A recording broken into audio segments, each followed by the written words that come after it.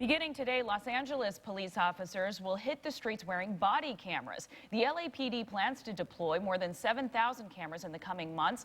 That would make the department the biggest to use the recording devices. But the move is facing criticism over who will be outfitted with the cameras and who will get to see the videos from them. Vincent Hill is a retired police officer and now a private investigator, joining us from Atlanta this morning. Vincent, good morning and thank you for your time. So, departments around the country are considering these police body cameras. What do you think the impact will be? Well, I think it's important with today's society that we're in, with social media and videos of police officers. It's important to give the point of view from the officer. So it's very proactive. It's very moving forward with the society we're in today. So it's definitely the right move. Do you see any unintentional, unintended consequences of police wearing these body cameras? Just as an example, might it affect the behavior of an officer? Well, I think that's twofold, Stephanie, and here's why. For the 1.5% of officers that are actually bad apples and are actually doing illegal actions or unethical actions, I think it will put them on the forefront a lot faster and departments can handle them accordingly. However, for the other 98.5% of officers that are actually doing their jobs, using the amount of force necessary to effect the arrest, I don't see it changing their behavior because at the end of the day, their job is to go home to their families and to protect and serve the communities. We saw video of deadly police force, like in the case of Eric Garner. It wasn't a body cam, but it was a cell phone video. The police officer in that case was not indicted. Videos are open for interpretation. So what difference can body cameras make? Well, with society, I don't think they'll make a difference per se as far as what perception is. And police work, perception is reality. It's interesting you brought up Eric Gardner. The reason the officer was not indicted, there's two reasons. A, it did show Eric Gardner actively resisting arrest. And it's unfortunate that Eric Gardner died, but the chokehold itself was not illegal. It was a banned incident. And of course, we see the backlash from the Eric Gardner case, the Michael Brown case.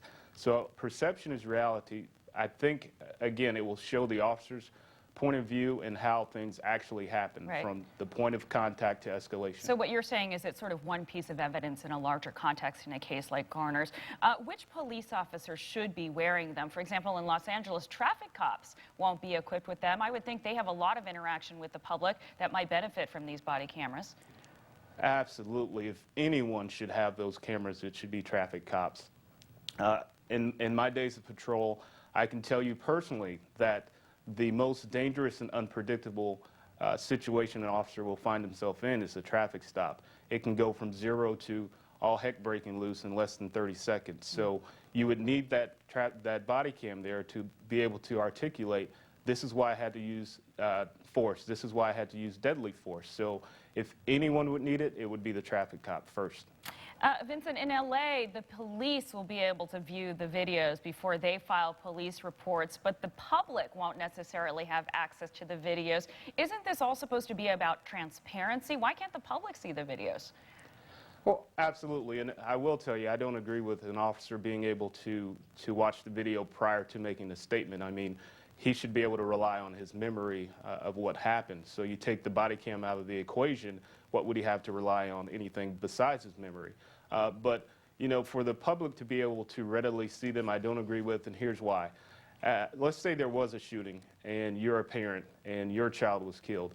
As a parent myself, I wouldn't want my child's video just being blasted on social media, whether it be YouTube, Facebook, Twitter, or what have you. So there's that expectation of privacy on both parts.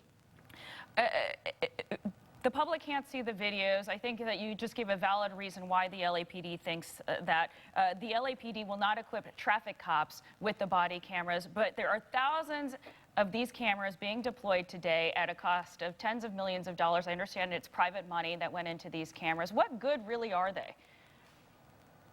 Well, other than telling the police point of view, that's the only good they're going to serve. One thing that people need to realize is if an officer is acting in the line of duty and he's following policy, it's not going to matter what the camera shows, if there was use of force, if there was deadly force. If that officer was acting within policy and within reason and using the amount of force necessary, he will be exonerated. So President Obama has endorsed body cameras, and in San Diego, apparently after some cops began wearing body cameras, complaints fell by 40.5%. Use of force was reduced by 46.5%. Is that enough evidence that more resources should be poured into body cameras, as the president has requested? Absolutely, but the caveat to that is no camera would stop me from protecting my life. So hesitation in law enforcement means death. So anytime an officer is worried about what may be perceived as use of force or deadly force or what have you, that officer is putting himself in danger. There was a recent case where a detective was pistol whipped, and the reason he did not use force is he was worried about what the society would see as far as who is recording the video and whatnot. So hesitation means death for an officer. Vincent, before I let you go, I'm sure you have heard of the shooting death of the deputy in Houston. As a former law enforcement officer, can you just give me your reaction to that? Well, first, definitely, I want to send my prayers and condolences to his family. You know, it's tragic. One thing, especially in today's society, police get a bad rap. They're talked about, they're just blasted. They're human, they have families, and they put their lives at danger every second of their 8 to 10 hour shift. So it's tragic what happened. For whatever reason, the shooter did what he did. He has a history of resisting arrest and whatnot, so just tragic all around. Vincent Hill, a retired police officer from the Nashville Police Department. Thank you so much for your insights this morning, Vincent. Thank you, Stephanie.